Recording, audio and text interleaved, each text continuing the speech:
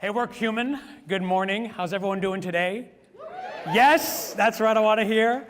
I have a question for you. Simple question. Have you ever lost something really important, something valuable, and you couldn't find it? Like maybe an earring, your hotel key, your keys. Okay, it must have been frustrating, right? But probably not as bad as losing a $193 million spacecraft. That actually happened about 20 years ago to a group of engineers working at NASA. Oh, it was a terrible thing. They were part of a unit in NASA called the Mars Surveyor Program. They were part of a group that was trying to figure out if one day humans could live on Mars so that sometime in the near future we wouldn't have to live with those humans here on Earth. Want to add anybody to that list? Know anyone you want to send up to Mars?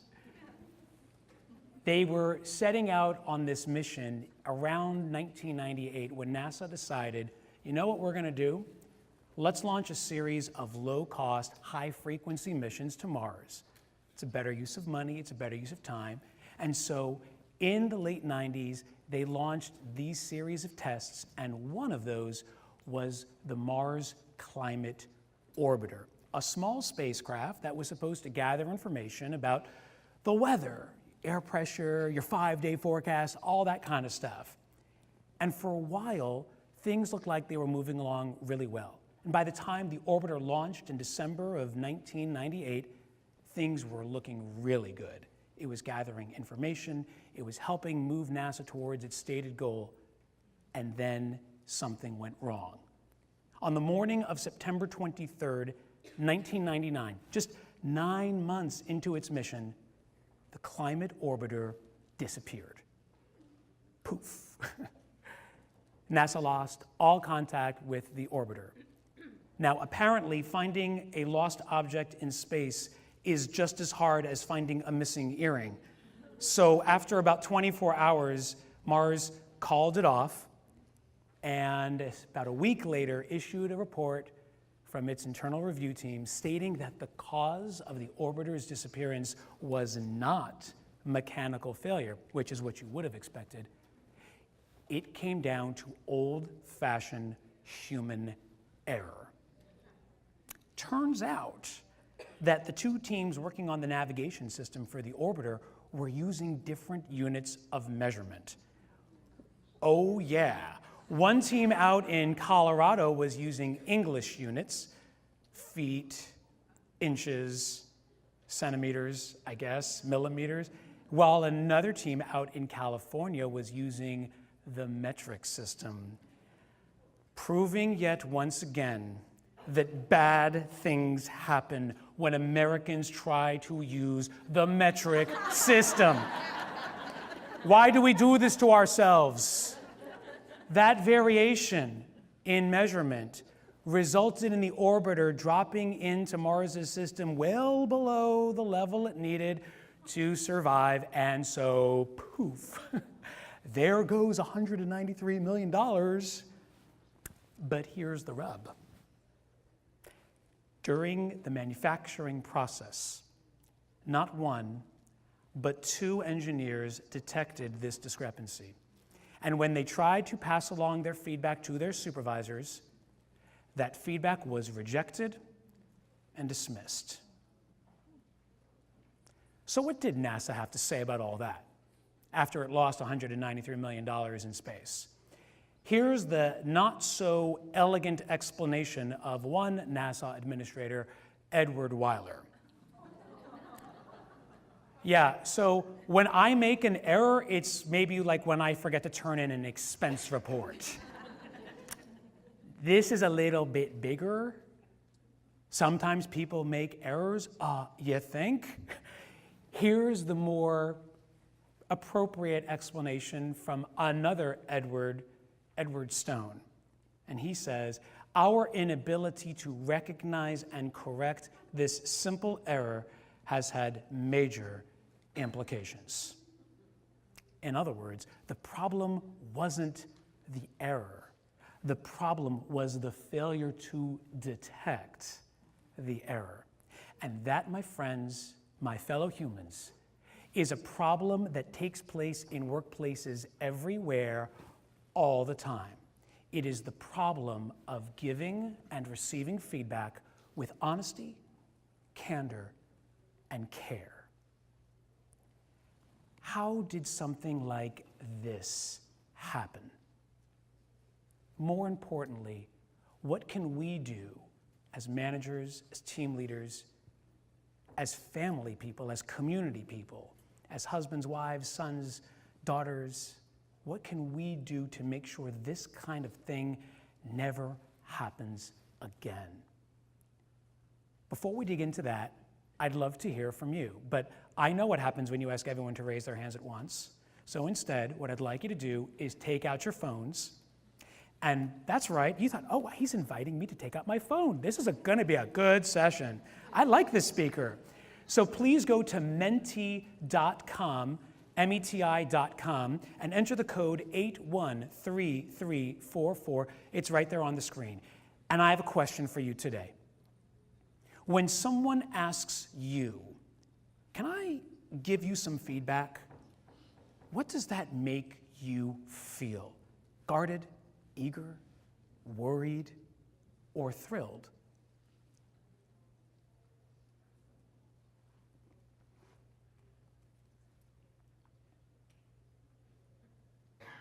You're not getting extended time on this, just in case you're wondering.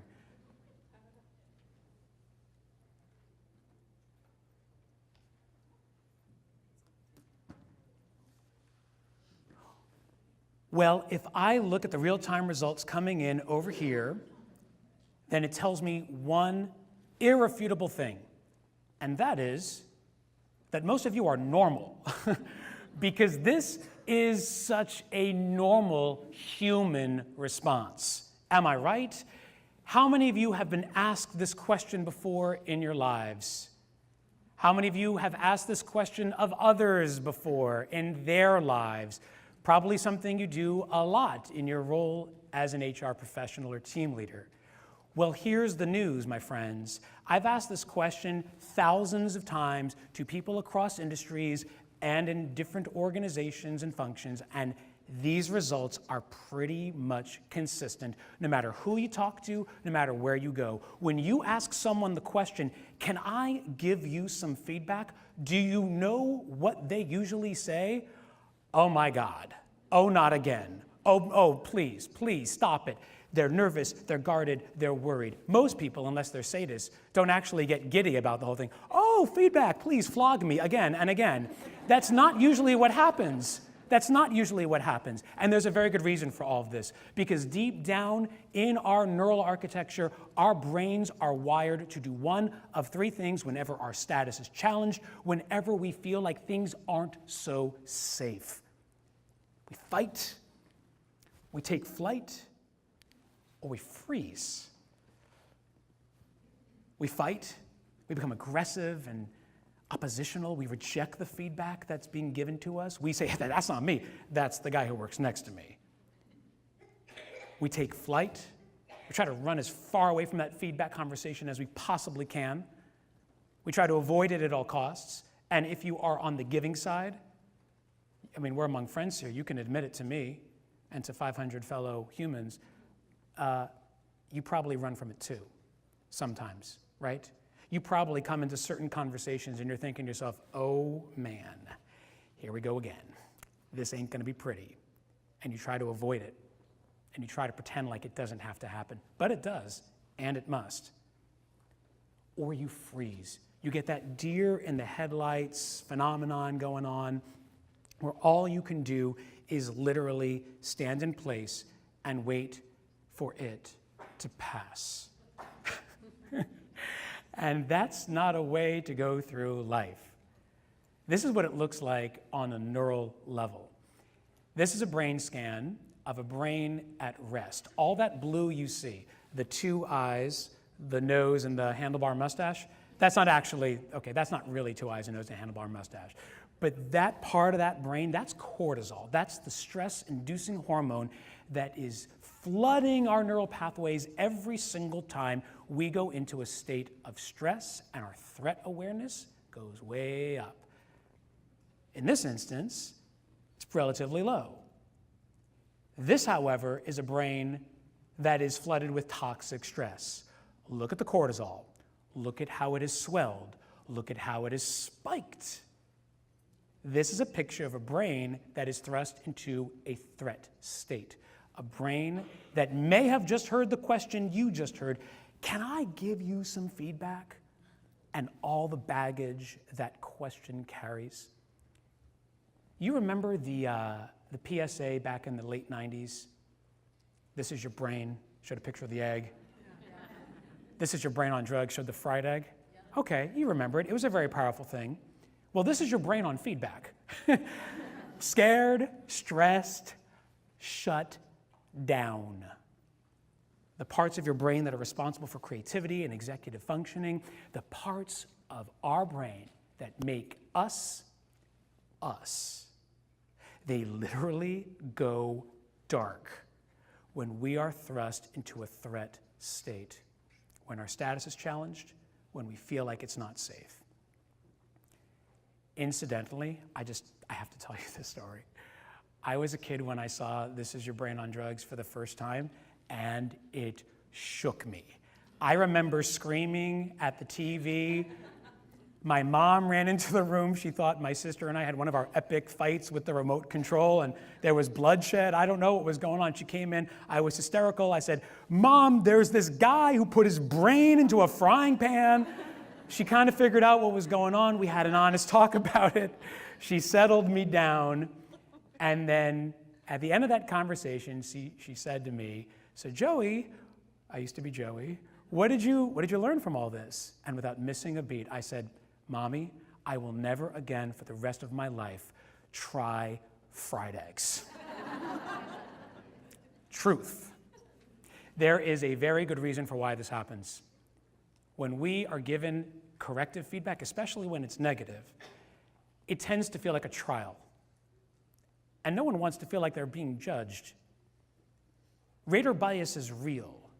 In fact, what often happens, according to research, in a feedback conversation is that the rater is talking more about himself or herself than the other person. We filter that experience through our own experiences, priorities, passions, beliefs, and not objectively through what we're seeing on the other side. It's called the idiosyncratic rater effect, and it's real. So the feeling of being judged is automatically something that makes people feel on edge and on their guard in any feedback conversation. But more than that, more than the bias and the judgment, it also leads to a feeling of helplessness. A feeling that no matter what we do, or no matter how hard we try, it's just not gonna matter. Psychologists call this learned helplessness, and it's the learned response of trying to do something over and over again without success until eventually you just stop trying. So when you're giving feedback to someone, it is entirely possible they are hearing that same tape play again for the umpteenth time, telling them about who they are, what they've done wrong, why they're coming up short, and they say, you know what, forget this. It's not gonna change, it's not gonna matter, why should I bother? They're like the hamster on the wheel or the dog that gets zapped every time it tries to leave the kennel. This is a real phenomenon, and it happens on a deep human level.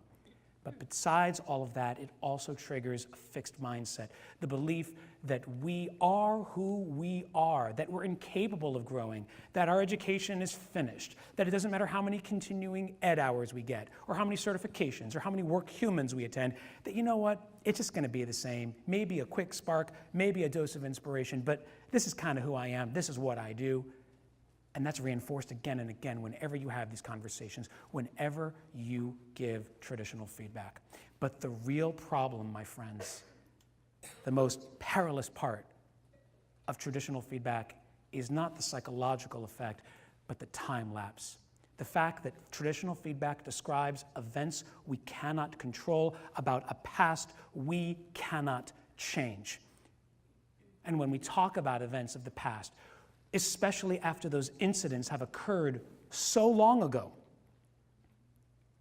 Neither we nor they really understand what's going on. Are you familiar with the forgetting curve? Have you heard of that? If you haven't, you probably learned it, you just forgot it. The forgetting curve says that we tend to forget things almost immediately upon learning them, which is why continuing ed continues to exist as an industry, because people tend to forget things. So this is what happens after 24 hours. About 50% of all information is forgotten in the moment that we learn it. And guess what happens over a period of 7 days? It bottoms out at around 90%. That's like it never happened. That means that 90% of what you've learned is gone a week later. So all the learning you're going to do at WorkHuman over the course of the next few days, I don't mean to ring a sound of alarm or pessimism, but I'm saying rehearsal is really important. Putting things into practice is really important, because the forgetting curve, it spares no one. And this is why so many companies, Fortune 500 especially, have reconsidered their performance management practices. 6% have gone ratings-less. Even the ones who pioneered it, like Microsoft with Rank and Yank, have started to soften their approach. Places like Accenture and Medtronic and Gap and Adobe. Anyone work at any of those places here? Anyone here from any of those companies? Well, they've started to reevaluate. This is huge, because they are the ones who introduced this to the world, and now they're pulling it back. And it's not just big companies who pioneered the use of Rank and Yank metrics. It's also other companies that are taking a look at their practices and starting to reevaluate the way they do performance, the way they look at potential. Do you in your company belong to either one of these two groups? Raise your hand if you're considering new ways of doing performance management, if you're taking a hard look at the way you want to help the people all around you. It's a lot of you here. That gives me hope. But it also tells me that there's things that need to be done. When you think about the whole picture we've started presenting here, the toxic stress, the time lapse, the feeling that we're under attack, the feeling that we are not agents of our own control, traditional feedback, to me, seems broken. It's leaving people fragmented, not whole, not human. Well, what are we going to do about that? It's not enough to just change the message. We need to shift the mindset. So if traditional feedback is not cutting it, then maybe we need to look in a different direction. Feed forward. Now that may sound like a play on words, and you might have even heard it used by Marshall Goldsmith to describe ice-breaking situations. But feed forward is a bold and powerful approach to thinking about the way that we view performance and potential. It is telling a new story about who people are. Because with traditional feedback, we talk about who people are. But with feed forward, we shift that conversation to who they are becoming. Not a vision of the past, but a portrait of the future. And when we do all of that, and I try to unpack that in 6 parts with Marshall's blessing and support, and if feedback is broken, then we need to fix it. We need to repair it. And repair is the way that we make feed forward operational in our everyday work, in our organizations, in our everyday conversations. Repair stands for reframes. That's reframing the way we think about talent, less about metrics, more about development, expanding the way people are creative and unleashing a more creative view that resides within everybody, giving particular, authentic feedback, feedback that's impactful, and most of all, feedback that refines the way teams work together. If it's broken, then you gotta repair it. So let's start looking at that middle section and talking about proven and practical ways that you can bring feed forward to life and increase the capacity of everyone around you through these performance partnerships, thinking about this journey less as a hero who has to travel solo and instead a courageous ensemble working together as partners. So let me ask you a question here. Anyone ever give a praise sandwich recently? Never in my life. What are you talking about? Well, we know our friend, the praise sandwich. Starts with a compliment, layered with a little bit of a critique, and then slab of compliment to follow. This is the standard feedback approach in many organizations for many individuals, and I'm not here to tell you that you're a terrible person for doing it. We all do it. It's so natural, it's so human to do this because we don't want to rock the boat. We don't want to impair our relationships with other people. And isn't praise a good thing? I mean, don't people like to be praised and congratulated for the good work they've done? 100%. I am all for praise. I am all for bringing out people's best. I'm just not such a huge fan of praise sandwiches. And I think the research backs me up. See, here's the really naughty thing about a praise sandwich. Here's the fat contents hiding inside that you don't see, okay? It's not on the label, people, and this is what it is. When I give you a praise sandwich and I start with praise, like, Sam, you are such a high valued member of the team. Sam says, I know. Sam is also a narcissist, but whatever, we're gonna leave that aside, okay? All right. You know, Sam, the thing is, you tend to talk over people in meetings. And I'm really concerned about all that. In fact, it just happened recently, and it really caused a lot of strife, and we didn't really get a lot done, or at least as much as we thought we were going to do. But Sam, you are a top performer. Yeah, I know. Guess what? You entered that feedback conversation with one goal in mind, right? The critique, the criticism. Sam, you are talking over other people. Naughty, naughty. Will you please stop? But guess what Sam heard? Yeah. I'm a highly valued member of the team. I'm a top performer. Thanks for the talk, boss. It was great. It's been real. Let's do this again sometime. Guess what? Neither he nor you have been served. The objective has not been met, except that now both of you are going through your day as if everything is fine, but it's not. It's really not. So if that's not working for us as much as we want, the way that we want, then what can we do instead? Well, funny you should ask, because if praise sandwiches aren't cutting it for you, then maybe you need a feedback wrap.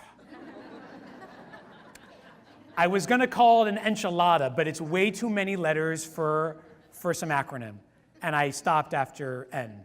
So WRAP stands for what and where, reason, affect, and prompt.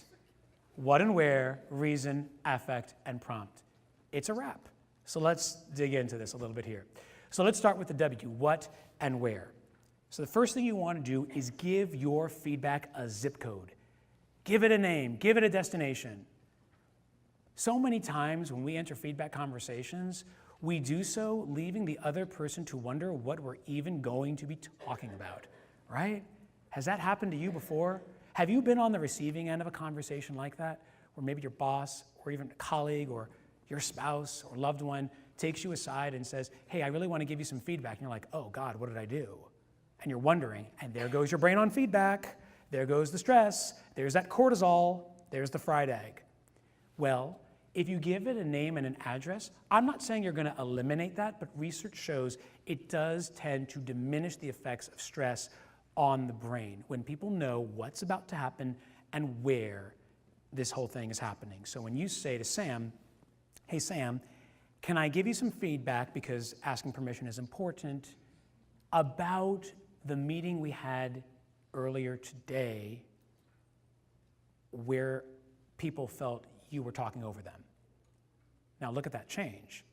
Sam is not wondering about what you're about to say. He knows exactly what you're about to say. He's not talking, you're not going to talk about his performance on the job and his lack of integrity with expense reports. You're not going to be talking about the fact that he's, chronically late. No, you're going to be talking about the fact that he's an over-talker. He's talking over people in meetings. And it happened just earlier today, so now he knows. And knowing is half the battle. You move to R, the reason. Why does this matter? Now, I know what you're thinking. Gosh, if I have to spell out the reason, to an adult. I mean, isn't that a little condescending? Isn't that infantilizing? If I say, Sam, the reason why I want to have this conversation with you is because talking over people in meetings is rude. I mean, that's ridiculous. I mean, we're adults. So how do you have that conversation with integrity? You make it not so much about, I need to be the professor explaining the reason, but you say, I just want to help you be aware of how this is playing out there, because so many times we are unaware of the way we are showing up at work to our colleagues. We don't realize what's happening all the time in our human relationships. And so when you give them the reason, you say, Sam, hey, I want to talk about the meeting, I want to talk about the over-talking. I noticed that some people felt like they didn't have a chance to speak up, and it just felt like we couldn't really make progress. Well, that's a reason that he might not even be thinking of. It's kind of like when you're on a plane and you're grounded on the runway for a while and you're wondering what's going on, why are we not taking off, what's happening, and then finally the captain gets on the intercom and says, attention passengers, this is your captain speaking from the cockpit. Just want to let you know that we have a small mechanical failure in our plane. We should be getting off the ground shortly. You're like, oh, thankfully, and now I know what's going on. And then you're thinking, wait a minute, mechanical failure? Do we really want to be doing this? And so at least you know why, and the reason helps frame it, which allows for the next part of that wrap, the A, to occur, the affect. Now, here's the truth. People can argue with what you say. They cannot argue with how it makes you feel. And if we couch our feedback in I statements, I think you're a chronic overtalker, Sam. I think you're rude. I don't think you're a good team player. Well, he can argue with that and find any number of defenses that he can put out there in support of himself. Well, guess what? Stop making this about a trial. Stop making this about accusations and statements, and start making it about insights and feelings. And I don't mean turn this into therapy, because feedback is not therapy, although for some people it is. But feedback needs to be about relationships, and relationships are built on emotions, the human dynamics. And so when you say, Sam, when that happened this morning, when you talked over people, and I felt like others couldn't have their say, I felt bad for those people because it seemed like they had great things to say and they couldn't say it. Well, he can't argue with how you feel, which leads to the all-important final part of this wrap, P for prompt. Normally in traditional feedback, what happens is that the manager, the team leader, the boss lays down the law and says, okay, you better not do that again. You better not do that in our next meeting, Sam. I'm going to be watching. Oh, I'll be watching. But guess what? You have now transferred ownership of that problem to you. Do you really want to own that problem? Who has to own that problem? Sam has to own that problem. He has to be the agent of change. Well, if you're telling him what to do, it's not coming from him. He's not going to own that. But guess what? If you make it about his ideas for change and improvement, then maybe he just might. You prompt and you say, Sam, knowing all this, what do you think we should do about it? I mean, where do you think we should go? And one of two things is going to happen. Either he is going to be reflective and think about it and come up with some good ideas that he can own because they're doable and they came from him, not from you.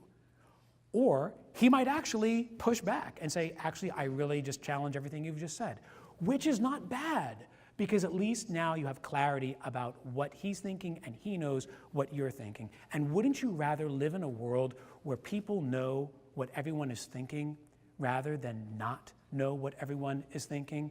Wouldn't you appreciate a little more authenticity and candor in these conversations, even if they bring uncomfortable truths to bear? I don't know what the alternative looks like. Posturing, faking, not showing up at work as our true selves, that's not a way to go, and it doesn't lead to results. So what and where, reason, affect, prompt. The wrap helps us make a deliberate shift away from these insincere, indirect, and largely ineffective conversations where we're just putting on airs. We're going through motions. We're trying to make a difference in someone's life, but we're not getting it across the goal line. And I understand why we do that. It's not a judgment. Believe me, I've done my share of sandwiches too. But the thing is, there is a better way, and we have to be honest with ourselves about the impact of these conversations on other people, or more importantly, the lack thereof. Giving a rap is way more authentic, it's affective, it's focused on feelings, and moves it out of the realm of judgment, and it allows people to take action.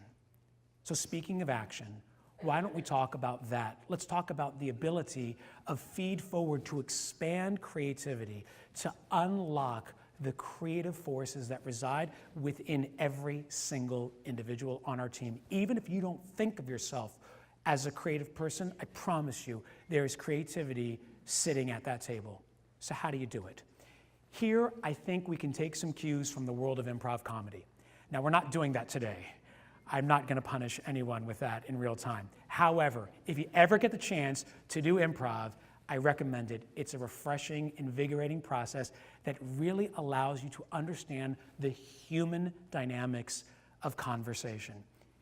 If you've ever done improv, you know there's 3 big ideas, 3 rules that you have to hold yourself to in order for it to be successful. Rule number 1, accept all offers. So if I'm doing improv up here with my friend Leanne, and I say, hey, Leanne, here's a ball, catch. Leanne can't say, that's not a ball, it's a 50-pound weight, and I just had surgery, I can't catch that. No, you have to accept the offer. Yes, it's a ball. Yes, it's a ball. Rule number 2, make your partner look good. So keep things in motion and say, wow, that ball is really pretty. Where did you get it? Was it on sale? Was there a sale at Target? Can I get one too? Are they out of stock?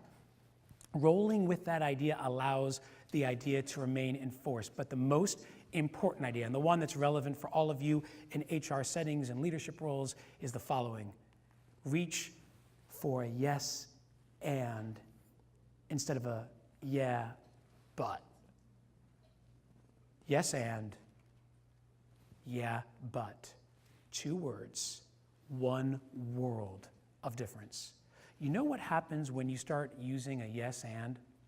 You keep people's ideas in play. Instead of focusing on problems, you focus on passions. You look at their potential. Instead of creating barriers to work, you allow for breakthroughs in that work. Instead of shrinking ideas down to their smallest part, you expand them and let them rise. Most important of all, instead of freezing someone's creativity, you put it on fire. You allow them to ignite the ideas that reside deep inside, ideas that are waiting to surface if only they are given the chance. Yes and, yeah but. So what might that look like in a group setting? How could Feed Forward be a driver of more creativity, especially in a group setting where when you're reaching for ideas from the team and there's real-time feedback going on within your teams, maybe you're thinking to yourself, this isn't really working. Does it ever look something like this? You're in a brainstorm session, and all of a sudden, Sam, there he is, gets up and starts wah, wah, wah, wah, right, talking over everybody, running out the clock, draining ideas and energy out of the room. And by the time you're done, Sam has managed to literally waste everyone's time. Is Sam here today? I feel bad if I'm... A lot of you are nodding and pointing, so I'm just wondering, Sam, I don't mean it. I love you, brother. Here's the thing. There's a Sam in every organization. There may be a few Sams in every organization, it just depends where you work. The thing is that there's a better way. If brainstorming tends to favor the extroverts, tends to favor the loudmouths, the big talkers, then what can you do instead? I mean, how can you put this idea to work, drawing on the research of team dynamics? Well, here's a simple way. Instead of brainstorming, try brainwriting. This is so neat. I've used this with teams before. It's so powerful, so simple. If you're trying to come up with a big idea for your work, maybe you're brainstorming something, a new campaign, a new project, trying to roll out a new company initiative, trying to work through a problem together, and you're bringing the team together to exchange ideas, so what can you do? Well, you give everybody a card, and you present the problem, and you say to them, hey, write down your idea on a card. So you're giving people time to think. You're giving them time to really reflect, and this allows the people who aren't necessarily the loudest to still be active all along. I'm like that when I'm in groups. I mean, you may think I'm kind of the Sam, but I'm really not. I'm actually kind of introverted in real life. And so when I'm in group settings, I tend to be reflective and I think things through. And by the time they've called time, I'm like, but I'm only 2 sentences in, but I haven't put the period down. But it's not, but what, can I have more time, please? More time? And I thought, hey, this is going to be great for people like me who really struggle with this, who have things they want to share but don't have the space to do it. Once you have those ideas on paper, collect those cards, shuffle them out, redistribute them around the group. Now you have someone else's card. I know there's like statistics and probability about maybe getting your own card again, but okay, let's just say you're getting somebody's card, someone else's card, and you're reading it now for the first time, and here's where that yes and comes in. You're looking at that and you're saying, oh, that's a terrible idea. But you can't do that. You need to find the yes and you need to look for the good in it. Enlarge and expand that idea. Try to make it bigger than it was before. Accept the premise of the idea and don't shut it down. Find the goodness in other people's thoughts. And when you do all of that, and let's say you're planning your next event, and someone says, let's do an offsite in Hawaii, and you happen to be the manager, you're the team leader, you get that card, and you're thinking to yourself, oh boy, budget, time, it's not even peak, it's peak season in Hawaii, it's gonna be expensive, I don't even like luau's. But you can't say, no, we're going to do it at a hotel in Ventnor, New Jersey, okay? We're going to go to a casino. We're going to have a lot of fun, yeah. But instead, you keep the yes and you say, yes, Hawaii is nice, but I think an office party with maybe grass skirts and some music might be even better. Well, you haven't shut the idea down. I know it's a cheap idea, but this example, but you understand the power of this? Do you see where this can go in your organizations, where you start to really listen to people and allow them to speak through ideas in real time? That's feed forward. That's allowing feedback to be a driver of creativity throughout the whole organization. And so next time you have one of these meetings and Sam starts blah, blah, blah, blah, blah, blah, blah, this is going to create equity and trust and voice and choice and partnership. Because ultimately, it is all about creating performance partnerships with the people we work with all the time. Except when it comes for review season. Right? This all sounds great, except how do you actually build accountability into it?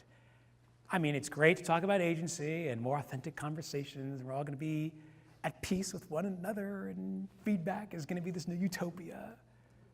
But how do you actually measure success? How are you going to make sure that you're actually delivering valuable feedback that is aligned with work standards and outcomes, business objectives?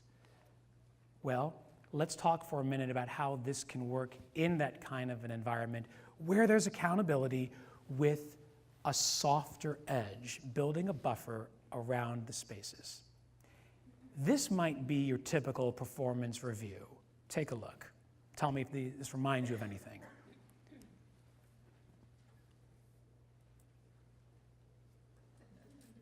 So I brought you in to talk about your performance. This right now, you're a visionary, but the 3-hour naps in the middle of the day are not going to continue. You don't take naps. Let's talk about your reports. Here is Bill's quarterly. Here's what you did. That's money. Let's talk about your lunch break. You know, a lot of our associates are taking working lunches to try to catch up on workload, and you're off. God knows where, and God knows what. I'm so happy it's working out. I think we need to say goodbye. No, we need to part ways and structure. You're fired. Please don't fire me. I'm sorry, you're fired. I have to support my mom and dad. And we work harder. You said this before. And we work smarter. No. Oh, Penny, do you want to adopt that kid? This happens so often. You can't make someone see it your way. Stop trying. Instead, all you can do is help them see it for themselves. And that is what Feed Forward is all about. Be that person who allows others to see things for themselves, maybe even for the first time. I call this mirror holding. So many times we go into conversations and we think we have all the answers. We think we have the full view of the situation. We're the window gazers telling them what we see. But guess what? Your view and their view may not be aligned. In fact, they may be completely at odds. But when you act as a mirror holder, when you hold that mirror up to someone else, guess what? If I'm holding my mirror right here, what do I see? Nothing. Just the opaque backside. Who has the view? You do, the person on the other side of that conversation. And when you do that, you start to realize that feedback can be a source of joy, not fear. I experienced this firsthand. For so long, I went through life thinking that people saw me a certain way, and that affected the way I interacted with them. I thought that they knew that I was someone who was caring and compassionate, not stuck up and full of myself. But guess what? The way I was showing up to others was not the way that I saw myself, and it was a painful revelation. It took years before I finally realized that the way I thought I was seeing myself was not the way that others actually saw me. And it was only until a really good friend held that mirror and asked me the question, Joe, who do you want to be? That I realized that I didn't want to be what they thought I was. I wanted them to see me for who I really was. And when you are a mirror holder, you allow someone to see themselves in the way that others see them as well. Because ultimately, we hold all the answers. It's just a matter of letting us uncover that for ourselves. So when we talk about refining these conversations, about helping people see themselves in a different way and building accountability into it, here's how I think we might go about doing that. You may not consider yourself a coach, but guess what? All of you have coachability, the ability to be a coach. And there are four coaching questions that allow this to occur: career, capacity, connection, and contribution. 4 C's. Let's dig into those quickly. Number 1, talking about career, asking that person in that conversation when you're acting as the mirror holder, Sam, what is giving you energy? When did you feel alive at work? It might have been last quarter, it might have been last week, it might have been this morning, but tell me in your words, from your perspective, when were you alive? When did you feel great? What's driving you? What does your ideal look like? And listen. And once you start to hear that, turn to capacity, the skills that are needed to make that happen. What feedback, Sam, do you want to work on? Do you feel like you can improve? Have you heard something recently that you want to do more of or less of? Moving from there to connection, thinking about these relationships that exist in our organizations, that reside within the very fabric of our work. Who do you trust? Who don't you trust? Where do you feel that you can make your biggest impact? Who do you enjoy working with? And finally, contribution, the last C. Is your work aligned with our goals? And if it is, then how can I help you continue to do that? And if it's not, then what can I do to make sure that happens? 4 C's: career, capacity, connection, and contribution. That's a lot of information. And so I was thinking about this not too long ago, and I said to myself, you know, we need to shrink this into something a little more workable and manageable, something you can put in your back pocket. So I came up with something called the Feed Forward interview. And it basically draws on these 4 C's, but it's a really skinny, easy way to do it. Because feedback is a journey, a process, so I think of it as a journey through professional growth. It starts with the summit, that moment of peak, of personal best, when that person says about his career, yeah, that's when I felt alive. Yeah, that's when I brought it. And from there you talk about the trek, because even when we scale great heights, it's never alone. It's always with the help of others. So who and what made that journey possible? What allowed that to unfold? and you dig into that trek and you ask these questions and you just listen, you become a learn-it-all instead of a know-it-all. And you start to adopt a learning mindset, and you start to think to yourself, wow, I didn't realize that. I just learned something about Sam that I didn't know, which then allows he and you to talk about the climb. How do you scale success again and again? Because doing something once is a moment, doing it again and again is a habit. And that's what we want to build, habits of growth, habits of change.